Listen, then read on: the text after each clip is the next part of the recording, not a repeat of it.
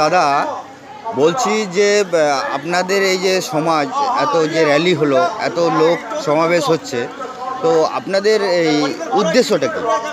আমাদের উদ্দেশ্য হচ্ছে রুইদাস সমাজকে এক হতে, আমাদের যে অধিকার সেই অধিকার থেকে আমরা বঞ্চিত হচ্ছি, সেই অধিকারকে একত্রিত করার জন্য আমাদের এই সম্মেলন আমাদের 1971 সালে স্টার্ট হয়েছিল রুইদাস সমাজ। তারপরে আমাদের চুরুলিয়াতে হয়েছিল প্রথম সম্মেলন, এইটা আমাদের দ্বিতীয় সম্মেলন।